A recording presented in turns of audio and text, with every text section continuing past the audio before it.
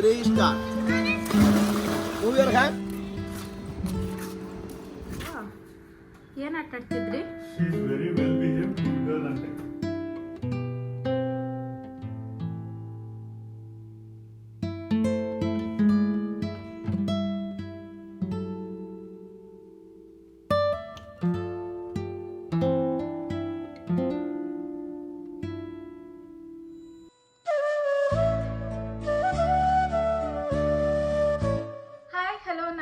Welcome to Sushma creatives and blogs. Hope ಎಲ್ಲರೂ ಚೆನ್ನಾಗಿದ್ದೀರಾ ಅಂತ. ಆಫ್ಟರ್ ಅ ಲಾಂಗ್ ಟೈಮ್ ನಾನೊಂದು ನನ್ನ ಡೈಲಿ ರೋಟೀನ್ ವಿಡಿಯೋನ ಮಾಡ್ತಾ ಇದ್ದೀನಿ. ಆ್ಯಕ್ಚುಲಿ ನಡುವೆ ಅಷ್ಟಾಗಿ ವಿಡಿಯೋನ ಶೂಟ್ ಮಾಡ್ತಿಲ್ಲ, ಯಾಕಂದರೆ ಲಿಶು ಮನೇಲೇ ಇದ್ದಾಳಲ್ವ, ನಂಗೆ ಟೈಮ್ ಕೂಡ ಸಿಗಲ್ಲ ಎಡಿಟ್ ಮಾಡೋದಕ್ಕೆ. ಇನ್ನು ಅವಳು ಮಲಗ್ದಾಗ ಮಾಡ್ಕೊಬೇಕು, ಆವಾಗ ಕೆಲಸಗಳಿರುತ್ತೆ.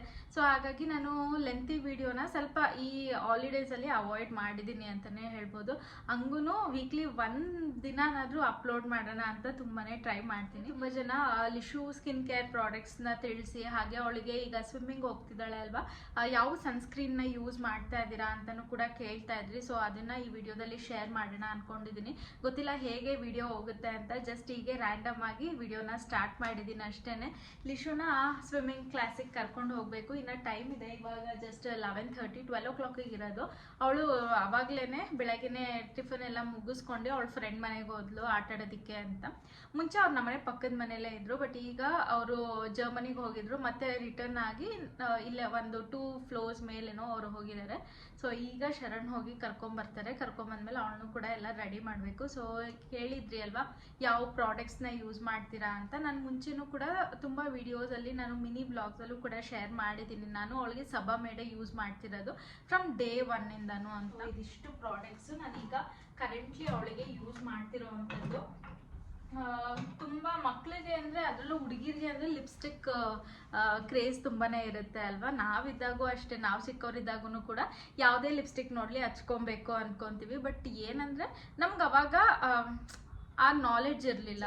ಹಾಗಾಗಿ ನಮ್ಮ ಮಕ್ಕಳಿಗೆ ಏನು ಬೆಸ್ಟ್ ಇರುತ್ತೆ ಅದನ್ನಷ್ಟೇ ನಾವು ಕೊಡೋಕ್ಕೆ ಇಷ್ಟಪಡ್ತೀವಿ ಅಲ್ವಾ. ಸೊ ಹಾಗಾಗಿ ನಾನು ಫಸ್ಟ್ ತೋರಿಸೋದಾದರೆ ಲಿಪ್ಸ್ಟಿಕ್ಕು. ತುಂಬ ಜನ ಕೇಳ್ತಾ ಇದ್ರಿ, ನಿನ್ನ ಮಗಳಿಗೆ ಯಾವ ಲಿಪ್ಸ್ಟಿಕ್ ಯೂಸ್ ಮಾಡ್ತೀಯಾ ಅಂತ ಎಲ್ಲ ಕೇಳ್ತಾ ಇದ್ರಿ.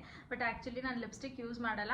ಇವಾಗ ಯಾವಾಗಾದರೂ ನಾನು ಹಾಕೊಬೇಕಾದ್ರೆ ಹಾಕು ಅಂತ ಹಾಕಿಸ್ಕೊಂಬಿಟ್ಟಿರ್ತಾಳೆ. But most of the times ಅವಳು ಏನಾದರೂ ಹಾಕೊಬೇಕು ಅಂದಾಗ ನಾನು ಈ ರೆನೆ ಅವರ ಲಿಪ್ ಗ್ಲಾಸ್ ಏನೋ ಇದು, ಸೊ ಇದನ್ನಷ್ಟೇ ಯೂಸ್ ಮಾಡೋದು. ಇನ್ನು ನಾರ್ಮಲ್ ಆಗಿ ಲಿಪ್ಸ್ ಏನಾದರೂ ಡ್ರೈ ಆಗಿದೆ ಅಂದಾಗ ನಾನು ಈ ಸಬಾಮೇಡ್ ಲಿಪ್ ಬಾಮ್ನ ಯೂಸ್ ಮಾಡ್ತೀನಿ. ತುಂಬಾ ಚೆನ್ನಾಗಿದೆ ಈ ಲಿಪ್ ಬಾಮು. ಸೊ ಹಾಗಾಗಿ ಅವಳಿಗೆ ಲಿಪ್ಸ್ ತುಂಬ ಡ್ರೈ ಆಗಿದೆ, ಈ ವಿಂಟರಲ್ಲೆಲ್ಲ ತುಂಬ ಡ್ರೈ ಆಗ್ತಾ ಇರುತ್ತೆ, ಅಥವಾ ಅವಳೇನಾದ್ರು ನೀರು ಸರಿಯಾಗಿ ಕುಡ್ದಿಲ್ಲ ಅಂದಾಗೂ ಕೂಡ ಡಿಹೈಡ್ರೇಟ್ ಆಗಿರ್ತಾಳಲ್ಲ, ಆವಾಗ ಆಗಿರುತ್ತೆ. ಆಗ ಈ ಸಬಾಮೇಡ್ನ ಯೂಸ್ ಮಾಡ್ತೀನಿ. ರೆಗ್ಯುಲರ್ ಆಗೂ ಕೂಡ ಯೂಸ್ ಮಾಡಲ್ಲ, ಯಾವಾಗಾದರೂ ಲಿಪ್ಸ್ ಡ್ರೈ ಆಗಿದೆ ಅಂದಾಗ ಮಾತ್ರ ಇದನ್ನು ಯೂಸ್ ಮಾಡ್ತೀನಿ. ಇವಾಗಂತೂ ಅವಳು ಸ್ವಿಮ್ಮಿಂಗ್ ಹೋಗ್ತಿರೋದ್ರಿಂದ ಫೇಸು ಆಗಿರಲಿ ಅಥವಾ ಲಿಪ್ಸೇ ಆಗಿರಲಿ ಟ್ಯಾನ್ ಆಗುತ್ತೆ ಅಲ್ವಾ. ಸೊ ಹಾಗಾಗಿ ಇದನ್ನೊಂದು ಯೂಸ್ ಮಾಡ್ತೀನಿ. ಇನ್ನು ಸನ್ಸ್ಕ್ರೀನ್ ಹೇಳಬೇಕು ಅಂದರೆ ಮಕ್ಳಿಗೂ ಕೂಡ ಸನ್ಸ್ಕ್ರೀನ್ ಇದೆ. ಸೊ ತುಂಬ ಜನ ಮಕ್ಳಿಗಿದೆಯಾ ಅಂತಲೂ ಕೂಡ ಕಮೆಂಟ್ ಮಾಡಿ ಕೇಳ್ತಿದ್ರಿ. ಹೌದು ಇದೆ. ನಾನು ರೀಸೆಂಟಾಗಿ ಇದನ್ನು ಪರ್ಚೇಸ್ ಮಾಡಿರೋದು. ಒಂದ್ಸಲ ನಾನು ಮಮಾ ಅರ್ಥು ಕೂಡ ತರಿಸಿದ್ದೆ, ಬಟ್ ಆ ಫ್ರೇಗ್ರೆನ್ಸ್ ಅವಳಿಗೆ ಯಾಕೋ ಅಷ್ಟಿಷ್ಟ ಆಗಲಿಲ್ಲ. ಸೊ ಹಾಗಾಗಿ ಫ್ರೇಗ್ರೆನ್ಸ್ ಇರಬಾರ್ದು ಅಂತ ನೋಡಿ ನಾನು ಈ ಲೋಷನ್ನ ತರಿಸಿದ್ದೀನಿ ಸಬಾಮೇಡ್ದೇ. ಇದು ಅಷ್ಟೇ ಬೇಬಿ ಸಬಾಮೇಡ್ ಸನ್ಸ್ಕ್ರೀನ್ ಲೋಷನ್ನು. ಇದು ಸ್ವಲ್ಪ ಥಿಕ್ ಕನ್ಸಿಸ್ಟೆನ್ಸಿ ಇದೆ, ಬಟ್ ಚೆನ್ನಾಗಿದೆ ಇದು. ಸೊ ಹಾಗಾಗಿ ಇದನ್ನು ಯೂಸ್ ಮಾಡ್ತಾ ಇದ್ದೀನಿ. ಇದು SPF 50 ಇದು. ಸೊ ಇದೊಂದು. ಇನ್ನು ಇದೆರಡು ನಾನು ಆಲ್ರೆಡಿ ತುಂಬ ವಿಡಿಯೋಸಲ್ಲಿ ಶೇರ್ ಮಾಡಿದ್ದೀನಿ. ಇದು ರೆಗ್ಯುಲರ್ ಆಗಿ ಯೂಸ್ ಮಾಡೋ ಅಂಥದ್ದು ಬಾಡಿ ಲೋಷನ್ನ ನಾನು ಇದನ್ನು ಯೂಸ್ ಮಾಡ್ತೀನಿ, ಬಾಡಿ ಲೋಷನ್ನು. ಇನ್ನು ಫೇಶಿಯಲ್ ಕ್ರೀಮ್ ನಾನು ಇದನ್ನು ಯೂಸ್ ಮಾಡ್ತೀನಿ. ಆ್ಯಕ್ಚುಲಿ ಇನ್ನೂ ಒಂದು ಕೂಡ ಫೇಸ್ ಕ್ರೀಮ್ ಇದೆ, ಬಟ್ ಅದು ಯಾಕೋ ಲಿಶುಗೆ ಅಷ್ಟು ಸೂಟ್ ಆಗಲಿಲ್ಲ, ಒಂಥರ ಆಯ್ಲಿ ಅನ್ಸೋದು. ಸೊ ಅವಳಿಗಷ್ಟು ಅದು ಸೆಟ್ ಆಗಲಿಲ್ಲ, ಅದಕ್ಕೆ ನಾನು ಇದನ್ನು ಯೂಸ್ ಮಾಡ್ತೀನಿ. ಒಂದ್ಸರಿ ಏನೋ ಅದನ್ನು ತರಿಸಿದೆ, ಬಟ್ ನನಗೂ ಕೂಡ ಇಷ್ಟ ಆಗಲಿಲ್ಲ. ಇದನ್ನು ಆಲ್ಮೋಸ್ಟ್ ಒಂದು 4 yearsಯಿಂದ 4.5 years ಅವಳಿಗೆ ಎಷ್ಟಿದೆಯೋ ವಯಸ್ಸು ಇವಾಗ, ಅವಾಗಿಂದನೂ ಕೂಡ ನಾನು ಇದನ್ನೇ ಯೂಸ್ ಮಾಡ್ತಾ ಇರೋದು. ಇದು ಫೇಶಿಯಲ್ ಕ್ರೀಮ್ ಅಂತ ಬರುತ್ತೆ. ಸೊ ಎಲ್ಲ ಪ್ರಾಡಕ್ಟ್ಸ್ ಲಿಂಕ್ನ ನಾನು ಡಿಸ್ಕ್ರಿಪ್ಷನಲ್ಲಿ ಹಾಕಿರ್ತೀನಿ. ನಾನಂತೂ ಇದನ್ನು ಯಾವಾಗ ಪರ್ಚೇಸ್ ಮಾಡ್ತೀನಿ ಅಂದರೆ, ಇವಾಗ ಏನಾದರೂ ಸೇಲ್ ನಡೀತಿರುತ್ತೆ ಅಲ್ವಾ, ಅವಾಗೆ ನಾನು ಪರ್ಚೇಸ್ ಮಾಡೋದು. ಯಾಕೆಂದರೆ ಸ್ವಲ್ಪ ಎಕ್ಸ್ಪೆನ್ಸಿವ್ ಅಂತಲೇ ಹೇಳ್ಬೋದು ಸಬಾಮೇಡ್ ಪ್ರಾಡಕ್ಟ್ಸು. ಸೊ ಯಾವಾಗಲೂ ಹಂಗೆ ಏನಾದ್ರು ಆಫರಲ್ಲಿ ಇಲ್ದಿದ್ದಾಗ ತೊಗೊತೀವಿ ಅಂದರೆ ಇದು ಬಂದು ಎಷ್ಟಿರುತ್ತೆ ಗೊತ್ತಾ, 1000 ಚೇಂಜ್ ಏನೋ ಇದು. ಇನ್ನು ಇದು ಬಂದು 600 800 ಇದಿರುತ್ತೆ. ಸೊ ಹಾಗಾಗಿ ನಾನು ಏನು ಮಾಡ್ತೀನಿ ಅಂದರೆ ಏನಾದರೂ ಈ ಥರ ಅಮೆಝಾನಲ್ಲಿ ಸೇಲ್ ನಡೀತಿರುತ್ತೆ ಅಲ್ವಾ, ಆವಾಗ ನಾನು ಪರ್ಚೇಸ್ ಮಾಡ್ತೀನಿ. ಈಗಲೂ ಅಷ್ಟೇ ಅಮೆಝಾನ್ ಸೇಲ್ ನಡೀತಿದೆ. ಸೊ ನೀವೇನಾದರೂ ಪರ್ಚೇಸ್ ಮಾಡಬೇಕು ಅಂತ ಇದ್ದರೆ ಡಿಸ್ಕ್ರಿಪ್ಷನಲ್ಲಿ ಲಿಂಕ್ ಹಾಕಿರ್ತೀನಿ, ಬೇಗ ಹೋಗಿ ಈಗಲೇ ಪರ್ಚೇಸ್ ಮಾಡಿ ಆಯಿತಾ. ಸೊ ದಟ್ ನಿಮಗೆಲ್ಲ ಒಂದು ಒಳ್ಳೆ ಪ್ರೈಸಿಗೆ ಇವೆಲ್ಲ ಪ್ರಾಡಕ್ಟ್ಸು ಕೂಡ ಬೈ ಮಾಡ್ಬೋದು. ಸೊ ಇದಿಷ್ಟೇ. ಇವಾಗ ಹೋಗಿ ಲಿಶುನ ಕರ್ಕೊಂಬರ್ತಾರೆ, ಅಷ್ಟರಲ್ಲಿ ನಾನು ಕಾಫಿ ಕುಡ್ದು ಅವಳ ಬಟ್ಟೆ ಎಲ್ಲ ರೆಡಿ ಮಾಡಿಬಿಡ್ತೀನಿ.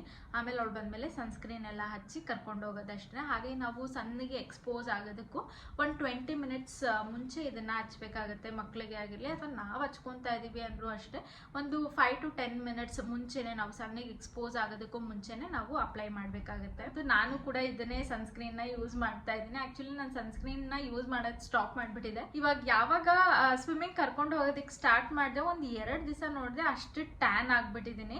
ಸೊ ಹಾಗಾಗಿ ಇವಾಗ ಮತ್ತೆ ನಾನು ಕೂಡ ಇದನ್ನೇ ಹಚ್ಚೋದಕ್ಕೆ ಸ್ಟಾರ್ಟ್ ಮಾಡಿದ್ದೀನಿ. ನೋಡೋಣ ಬೇರೆ ನನ್ನ ಮಾಮೂಲಿ ಡಾಟ್ ಆ್ಯಂಡ್ ಕೀ ತರಿಸ್ಕೊಳ್ಳೋಣ ಅಂತ ಇದ್ದೀನಿ. ಅದು ಖಾಲಿ ಆಗಿತ್ತು, ಸೊ ನಾನು ತರ್ಸೋಕ್ಕೆ ಹೋಗಿರಲಿಲ್ಲ. ಇವಾಗ ಆರ್ಡರ್ ಮಾಡಬೇಕು ಆ್ಯಕ್ಚುಲಿ. ಅದನ್ನು ಹೇಗೂ ಇವಾಗ ಅಮೆಝಾನ್ ಸೇಲ್ ನಡೀತಿದೆ ಅಲ್ವಾ, ಸೊ ಒಂದು ಬೆಸ್ಟ್ ಪ್ರೈಸಿಗೆ ಅದು ಕೂಡ ಸಿಗುತ್ತೆ. ಬನ್ನಿ ಮೇಡಮ್ ಬನ್ನಿ. ಆಯ್ತು ಆಟ ಆಡಿದ್ದು? ಏನು ಆಟ ಆಡ್ತಿದ್ರಿ? She is very well behaved, good girl ಅಂತೆ. ಹ್ಞೂ, ಅವರಮ್ಮ ಯಾವಾಗಲೂ ಹೇಳ್ತಾರೆ ಅದು. Not at home ಅಂತೆ.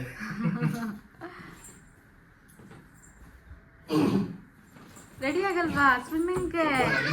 ಆಚೆ ಹೋದ್ರೆ ಫುಲ್ ಸೈಲೆಂಟ್ ಆಗಿರೋ ತರ ಆಡೋದು. ಬಾಯ್.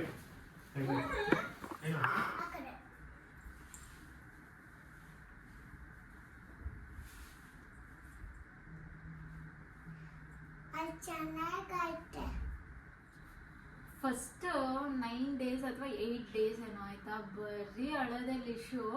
ಇವಾಗ ಸರ್ಗೆ ಆಶ್ಚರ್ಯ, ಹಿಂಗೆಲ್ಲ ಮಾಡ್ತಾಳ ಇವಳು ಅಂತ. ಇವಾಗ she is completely fine.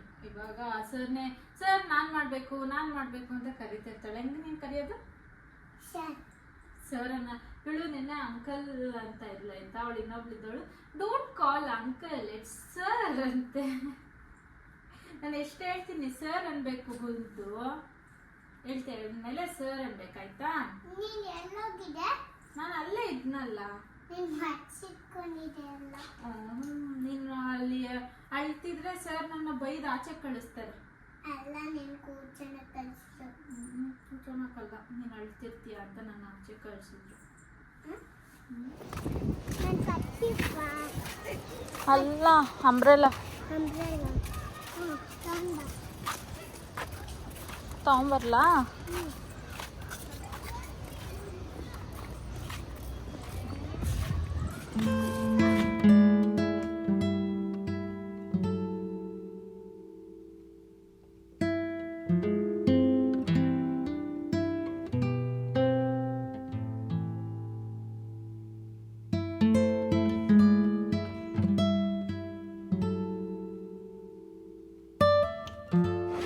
Hold the book. Head down. Move your hand.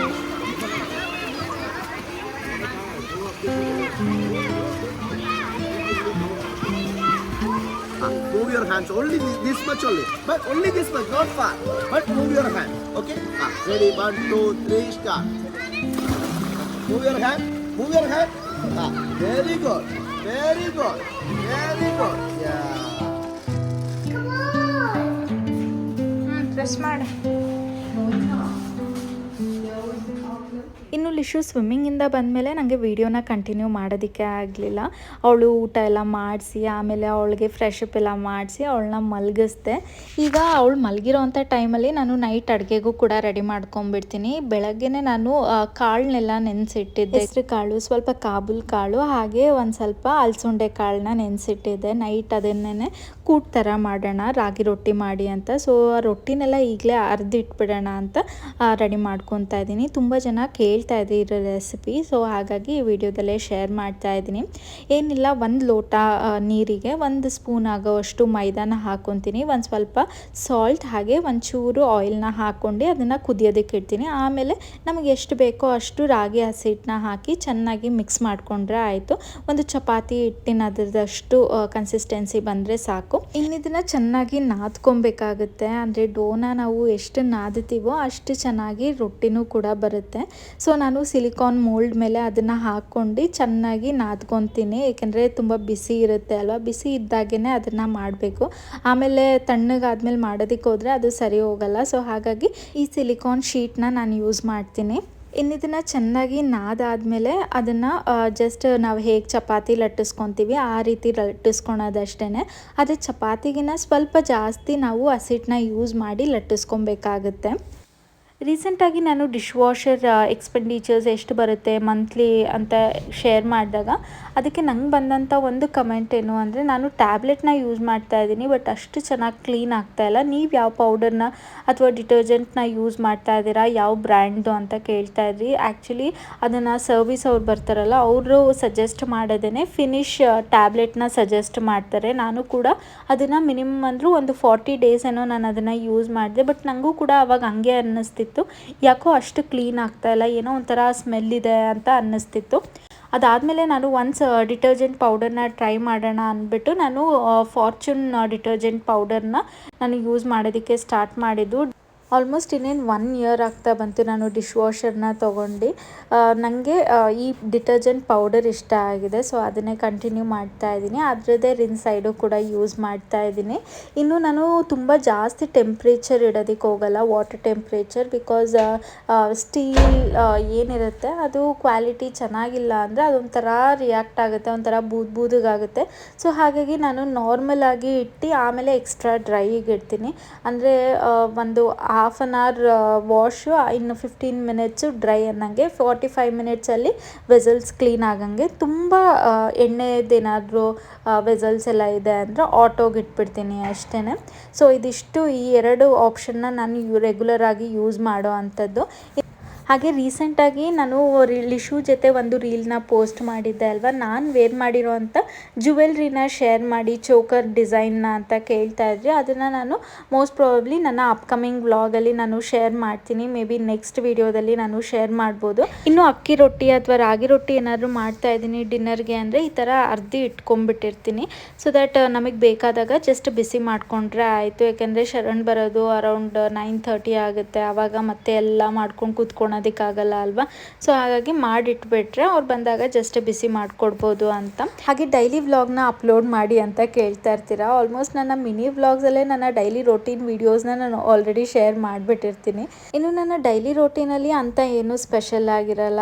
As usual toddler ma'am ಅಂದಮೇಲೆ ಎಲ್ಲ ದಿನವೂ ಒಂದೇ ಥರನೇ ರೋಟೀನ್ ಇರುತ್ತೆ, ಅಂತ ಏನು ಮೇಜರ್ ಡಿಫ್ರೆನ್ಸ್ ಅಂತ ಏನೂ ಕೂಡ ಇರಲ್ಲ. ಸೊ ನಿಮ್ಗೆ ಯಾವ ಥರ ವಿಡಿಯೋಸ್ ಬೇಕು ಅನ್ನೋದನ್ನ ನನಗೆ ಕಮೆಂಟ್ ಮಾಡಿ ತಿಳಿಸಿ ಆಯಿತಾ. ಸೊ ದ್ಯಾಟ್ ನನಗೆ ನೆಕ್ಸ್ಟ್ ವಿಡಿಯೋದಲ್ಲಿ ಅದೆಲ್ಲದನ್ನು ಕೂಡ ಇಂಪ್ಲಿಮೆಂಟ್ ಮಾಡೋದಕ್ಕೆ ಟ್ರೈ ಮಾಡ್ತೀನಿ. ಆ್ಯಕ್ಚುಲಿ ಇವತ್ತು ಸ್ಪ್ರೌಟ್ಸ್ ಎಲ್ಲ ತಂದು ಈ ಥರ ಪಲ್ಯ ಮಾಡೋಣ ಅಂದ್ಕೊಂಡಿದ್ದು. ಒಂದೊಂದ್ಸರಿ ಈಚೆಯಿಂದ ತಂದಾಗ ಸ್ಪ್ರೌಟ್ಸ್ ಒಂಥರ ಸ್ಮೆಲ್ ಇರುತ್ತೆ. ಸೊ ಹಾಗಾಗಿ ಈ ನಡುವೆ ನಾನು ತರಿಸೋದನ್ನ ಅವಾಯ್ಡ್ ಮಾಡ್ತೀನಿ. ಆದಷ್ಟು ಮನೆಯಲ್ಲೇ ನೆನೆಸಿ ಅಥವಾ ನಾನೇ ಮೊಳಕೆ ಕಟ್ಟಿ ಮಾಡೋದಕ್ಕೆ ಟ್ರೈ ಮಾಡ್ತೀನಿ. ಇನ್ನು ಬೆಳಗ್ಗೆ ಈ ಥರ ಮಾಡೋಣ ಅಂದ್ಕೊಂಡಿದ್ದು, ಇನ್ನು ಆಗ ನೆನೆಸಿ ಮೊಳಕೆ ಕಟ್ಟಿ ಎಲ್ಲ ಆಗಲ್ಲ ಅಲ್ವಾ. ಸೊ ಜಸ್ಟ್ ನೆನೆಸಿ ಹಾಗೇ ಪಲ್ಯ ಮಾಡಿಬಿಡೋಣ ಅಂತ ಅಂದ್ಕೊಂಡೆ. ಇನ್ನು ಇದಕ್ಕೆ ಜಸ್ಟ್ ಒಗ್ಗರಣೆಗೆ ಮಸಾಲೆ ಎಲ್ಲ ಹಾಕಿ ಕಾಳನ್ನ ಹಾಕಿ ಒಂದು 5 ವಿಷಲ್ಸ್ ತೊಗೊಳೋದಷ್ಟೇ. ಮಾಡೋದು ತುಂಬಾ ಈಸಿ.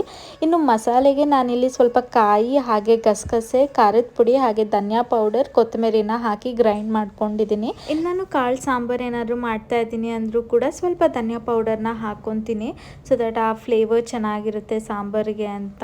ಇನ್ನು ನಾನು ಅಡುಗೆ ಮಾಡಿ ಮುಗಿಸೋ ಅಷ್ಟರಲ್ಲಿ ಲಿಶುನು ಕೂಡ ಎದ್ಲು. ಅವಳಿಗೆಲ್ಲ ಫ್ರೆಶ್ ಅಪ್ ಎಲ್ಲ ಮಾಡಿಸಿ ಆಮೇಲೆ ಅವಳಿಗೂ ಕೂಡ ಹಾಲೆಲ್ಲ ಕೊಟ್ಟು ನಾನು ಕೂಡ ಕಾಫಿ ಎಲ್ಲ ಮಾಡ್ಕೊಂಡು ಕುಡ್ದು ದೇವ್ರ ದೀಪ ಹಚ್ಚಿ ಕೆಳಗೆ ಹೋಗೋದಕ್ಕೆ ಅಂತ ರೆಡಿ ಆಗಿದ್ವಿ. ಇನ್ನು ಲಿಶುನ ಸ್ಕೂಟರಲ್ಲಿ ಕರ್ಕೊಂಡು ಹೋಗೋಣ ಅಂದ್ಕೊಂಡೆ.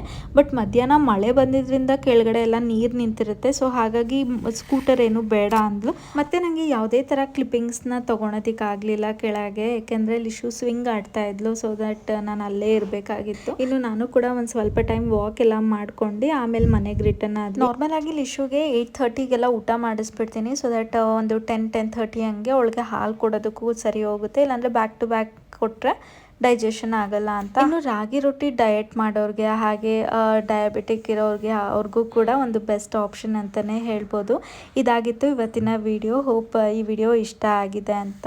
ಈ ವಿಡಿಯೋ ಇಷ್ಟ ಆಗಿದ್ರೆ ಲೈಕ್ ಮಾಡಿ, ಶೇರ್ ಮಾಡಿ, ಸಬ್ಸ್ಕ್ರೈಬ್ ಮಾಡಿ. ಬಾಯ್.